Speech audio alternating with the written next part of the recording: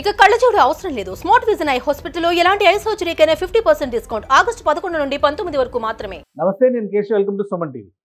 ఆంధ్రప్రదేశ్లో కొత్త రాజధాని నిర్మాణానికి కొత్త ప్రభుత్వం అనేక రూపాల్లో కసరత్తు చేస్తుంది. అలానే దీంతో పాటు పారిశ్రామికీకరణ విషయంలో సమగ్ర అభివృద్ధి, రాష్ట్ర సమతులాభివృద్ధి అనేటువంటి నినాదంలో భాగంగా ప్రత్యేకంగా శ్రీ సిటీ పైన AP CM Chandrababu Naidu focus పెట్టారు. అసలు శ్రీ సిటీ ఏంటి? ఒకే రోజు 15 రకాల పరిశ్రమలకు సంబంధించిన ప్రారంభోత్సవాలు నిర్వహించడం, మరో 4 పెద్ద కంపెనీలతో ఎంఓయూలు కుదుర్చుకోవడం. దీంతో ఆంధ్రప్రదేశ్ పారిశ్రామిక రంగంలో శ్రీ సిటీ మరింత కీలక పాత్ర పోషించబోతుందనేటువంటి సంకేతాన్ని రాష్ట్ర ముఖ్యమంత్రి చంద్రబాబు నాయుడు చెప్పకనే చెప్పారు. సో ఈ నేపథ్యంలో శ్రీ సిటీకి ఉన్నటువంటి ప్రాధాన్యం ఏంటో ఒకసారి పరిశీలించేటువంటి ప్రయత్నం చేద్దాం. గతంలో ఎస్ఈజెడ్ పాలసీ అంటే స్పెషల్ ఎకనామిక్ జోన్ పాలసీతో తీసుకొచ్చినటువంటి అనేక ఎస్ఈజెడ్లో శ్రీ సిటీ కూడా ఒకటి. అది ఆంధ్రప్రదేశ్కే ఇప్పుడు తలమానికంగా మారబోయేటువంటి నగరంగా కనిపిస్తోంది.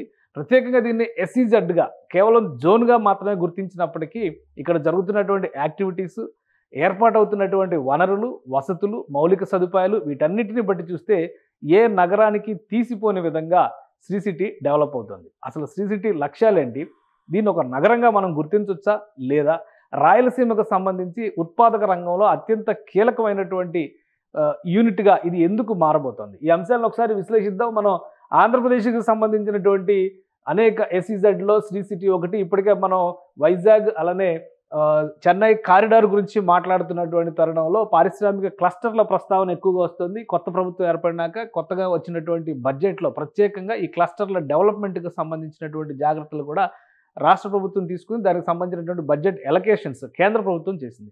అదే తరహాలో గతంలో అంటే 2008లో ఏర్పాటైనటువంటి ఒక కీలకమైన ఎస్ఈజెడ్ శ్రీ సిటీ. ఆ శ్రీ సిటీకి సంబంధించినటువంటి లక్ష్యాలను మనం చూస్తే ఇది చెన్నై అంటే తమిళనాడుకి, ఆంధ్రప్రదేశ్కి అత్యంత సరిహద్దుల్లో ఉన్నటువంటి ప్రదేశం. ఈ నేపథ్యంలో అటు చెన్నై నగరానికి కావచ్చు, ఇటు ఆంధ్రప్రదేశ్లో ఉన్నటువంటి వివిధ ప్రాంతాలకు కావచ్చు, ఈ రెండింటికి కూడా కీలక ప్రాధాన్యం ఉన్నటువంటి ప్రదేశంలో శ్రీ సిటీ ఏర్పాటైంది. శ్రీ సిటీ స్వరూపాన్ని బట్టి చూస్తే కనుక ఇక్కడ ఏర్పాటైనటువంటి లక్ష్యాలు అలానే దానికి సంబంధించి అప్పుడు ప్రభుత్వం తీసుకున్నటువంటి నిర్ణయాలు ప్రధానంగా NH16 అంటే కలకత్తా చెన్నై రహదారిగా ఏదైతే గ్రాండ్ ట్రంక్ రోడ్డుగా చరిత్రలో చెప్తారో దానికి సమాంతరంగా ఏర్పాటైంది. చెన్నైకి కేవలం 55 కిలోమీటర్ల దూరంలో ఈ శ్రీ సిటీ ఏర్పాటైంది. అంటే అలానే హోలిస్టిక్ డెవలప్మెంట్ మోడల్గా ఇక్కడ చెప్తున్నటువంటి ప్రధానమైనటువంటి నిర్ణయం వర్క్, లివ్, లెర్న్, ప్లే.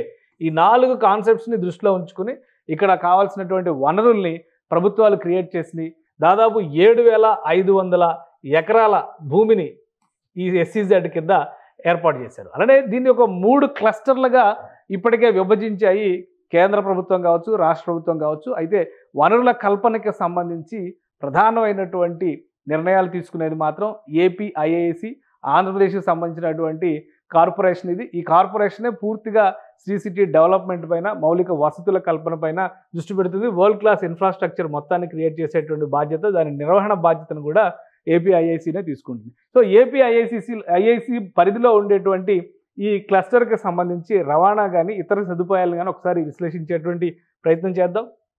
కీలకంగా ఇంటర్నేషనల్ కంపెనీల్ని ఆంధ్రప్రదేశ్కి తీసుకొచ్చేటువంటి క్రమంలో రవాణా సదుపాయాలు కల్పించాల్సినటువంటి బాధ్యత ఖచ్చితంగా రాష్ట్ర ప్రభుత్వం పైన ఉంటుంది. సో ఈ నేపథ్యంలోనే ఈ జోన్, ఈ సెలెక్ట్ చేసుకున్నటువంటి ఎస్ఈజెడ్, శ్రీ సిటీ ఎస్ఈజెడ్ అత్యంత కీలకమైనటువంటి సరిహద్దు ప్రాంతం.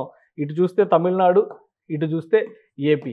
సో ఈ రెండిటికి మధ్యలో పులికాట్ సరస్సు అంటే నెల్లూరు జిల్లా సరిహద్దు చివరి ప్రాంతం, తడ ప్రాంతానికి అత్యంత సమీపంలో ఉండేటువంటిది ప్రస్తుతం తిరుపతి జిల్లా పరిధిలోకి వస్తుంది. అలానే ఉమ్మడి చిత్తూరు జిల్లా పరిధిలోకి వచ్చేటువంటి సత్యవేడు అసెంబ్లీ నియోజకవర్గ పరిధిలో ఈ శ్రీ సిటీ ఉంది. సత్యవేడు నుంచి అలానే వరదాయపాలెనికి సంబంధించినటువంటి భూముల్ని ఇందులో మొత్తం 7,500 ఎకరాలు, సుమారు మరొక 500 ఎకరాలను జోడించడం ద్వారా 8,000 ఎకరాలుగా ఈ నగరాన్ని విస్తరిస్తున్నారు. సో ఇక్కడ నుంచి చూస్తే కనుక చెన్నై పోర్టు కేవలం 65 కిలోమీటర్లు ఉంటుంది. అలానే ఎన్నోర్ పోర్టు 55 కిలోమీటర్లు ఉంటుంది.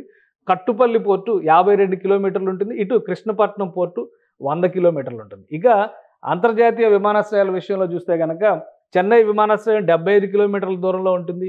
ఇటు తిరుపతి విమానాశ్రయం కూడా 75 కిలోమీటర్ల దూరంలో ఉంటుంది. చెన్నైలో తమిళనాడులో కీలకమైనటువంటి పారిశ్రామిక వాడలుగా గుర్తింపు పొందినటువంటి అంబత్తూరు, శ్రీపెరంబుదూరు ఇవన్నీ కూడా శ్రీ సిటీకి అతి సమీపంలో ఉంటాయి. కాబట్టి ఎగుమతులకి దిగుమతులకి ఎలాంటి ఇబ్బందులు ఉండవు. ఇన్వెస్ట్మెంట్స్ విషయంలో కూడా ఇక్కడ ఈ జోన్ని ఎంచుకోవడానికి పారిశ్రామికవేత్తలు ఆసక్తి చూపించడానికి ప్రధానమైనటువంటి కారణం ఇదే. రాబోయేటువంటి రోజుల్లో ఆంధ్రప్రదేశ్లో 7 కొత్త ఎయిర్పోర్ట్లు నిర్మించాలనేటువంటి ఆలోచనని రాష్ట్ర ప్రభుత్వం చేస్తుంది. సో ఈ 7 ఎయిర్పోర్ట్లో ఒకటి కీలకమైనటువంటి కుప్పం ఎయిర్పోర్టు ఈ శ్రీ సిటీకి దగ్గరగా వచ్చేటువంటి అవకాశం ఉంది. అలానే నెల్లూరు జిల్లాలో కీలకమైనటువంటి దగదర్తి ఎయిర్పోర్టు ఈ పరిసర ప్రాంతాల్లో వస్తుంది. అది కూడా శ్రీ సిటీకి సమీపానికి వచ్చేటువంటి అవకాశం ఉంది. సో ఈ రాబోయేటువంటి విస్తరణలు కూడా శ్రీ సిటీని దృష్టిలో పెట్టుకునే రాష్ట్ర ప్రభుత్వం ప్రణాళికలను సిద్ధం చేసిందని మనం అర్థం చేసుకోవచ్చు. అలానే ఇప్పటి వరకు అసలు శ్రీ సిటీలో ఎటువంటి పరిశ్రమలు ఉన్నాయి, వాటి స్థాయి ఏంటి, ఎందుకు ఆంధ్రప్రదేశ్ సీఎం చంద్రబాబు నాయుడు దీనికి ప్రాధాన్యం ఇస్తున్నారు, ఒకసారి పరిశీలించేటువంటి ప్రయత్నం చేద్దాం. శ్రీ సిటీ సమగ్ర స్వరూపం ఇది. ఇక్కడ దాదాపు 30 దేశాలకు చెందినటువంటి పరిశ్రమలు ఉన్నాయి. ఇందులో భారీ పరిశ్రమలు, మధ్య తరహా పరిశ్రమలు, ముఖ్యంగా అనుబంధ పరిశ్రమలుగా చెప్పుకునేటువంటి విభాగాలకు సంబంధించినవి కూడా ఉన్నాయి. ఇసుజీ లాంటి అతిపెద్ద పరిశ్రమ, కార్ల తయారీ పరిశ్రమ శ్రీ సిటీ నుంచే పనిచేస్తుంది. ఇది దాని డేటా చూస్తే కనుక ఇది శ్రీ సిటీకి సంబంధించినటువంటి సమగ్ర స్వరూపం. ఒక aerial view, bird's eye view లాంటిది అనుకుంటే ఇక్కడ ఉన్నటువంటి ప్రఖ్యాత కంపెనీలని ఒకసారి మనం పరిశీలిద్దాం. ఇవన్నీ కూడా ఇంటర్నేషనల్ బ్రాండ్స్. ఇందులో నేషనల్ బ్రాండ్స్ కంటే ఇంటర్నేషనల్ బ్రాండ్సే ఎక్కువగా ఉన్నాయి. ఇక్కడ ఉన్నటువంటి companies Kellogg's America based company, అలానే Isuzu Japan based company, Cadbury USA company, అలానే పెప్సీ.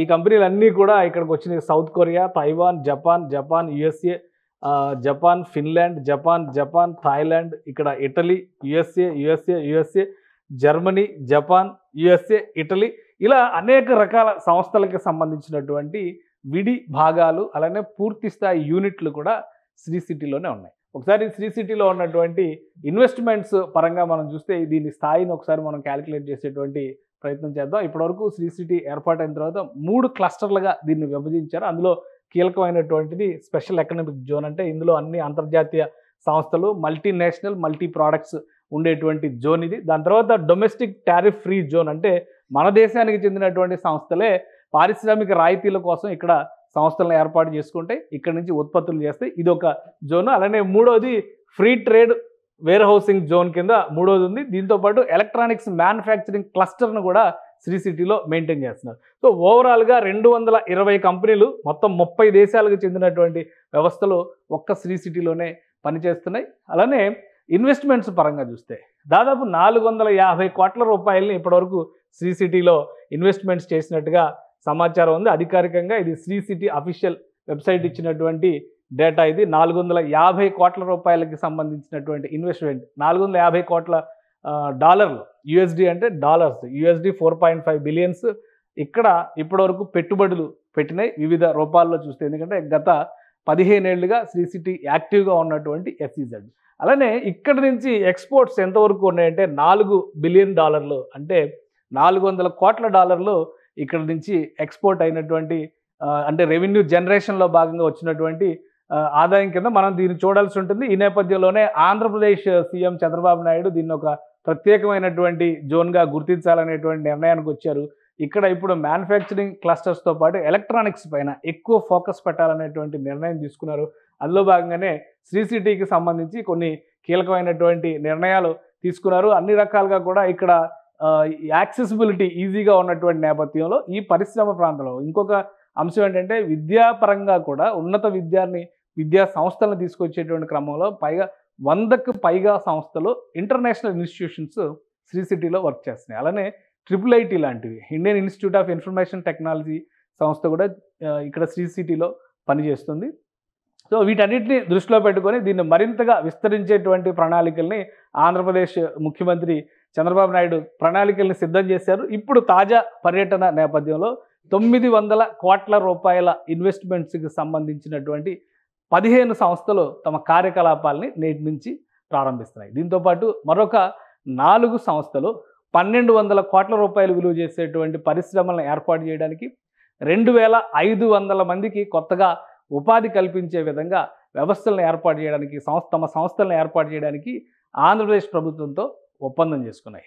గత 5 ఏళ్లలో 2019-2024 మధ్యలో అప్పటి సీఎం జగన్మోహన్ రెడ్డి ఒక్కసారి కూడా సందర్శించని శ్రీ సిటీని ఇప్పుడు ఆంధ్రప్రదేశ్లో ముఖ్యంగా రాయలసీమ ప్రాంతానికి పారిశ్రామిక విధానంలో ఒక బాహుబలిగా రూపాంతరం చెందేలాగా ప్రణాళికలను సిద్ధం చేయాలని ఏపీ సర్కార్ నిర్ణయించింది. చంద్రబాబు నాయుడు శ్రీ సిటీ వేదికగా చేసినటువంటి మరొక కీలక ప్రకటన అమరావతి నిర్మాణానికి సంబంధించి పారిశ్రామికవేత్తలు సహకరించాలనేటువంటి పిలుపునివ్వడంతో పాటు ఏపీలో పెట్టుబడి అవకాశాలకి పుష్కలంగా అవకాశం ఉన్నటువంటి కీలకమైనటువంటి పారిశ్రామిక కారిడార్లు, అంటే పారిశ్రామిక కారిడార్లు 3 ఆంధ్రప్రదేశ్ నుంచి వెళుతున్నటువంటి నేపథ్యంలో వాటి పరిధిలో వస్తున్నటువంటి ఇండస్ట్రియల్ పార్కులను కూడా శ్రీ సిటీ తరహాలోనే అభివృద్ధి చేస్తామని, దానికి కావాల్సినటువంటి ఒక డ్రాఫ్ట్ ప్లాన్ని అతి త్వరలోనే అనౌన్స్ చేస్తామని ఇండస్ట్రియలిస్టులతో, ముఖ్యంగా శ్రీ సిటీలో ఉన్నటువంటి సీఈఓలందరితో 30 కంపెనీలకు చెందినటువంటి సీఈఓలతో ఒకేసారి ఈరోజు భేటీ నిర్వహించారు. ఈ భేటీలో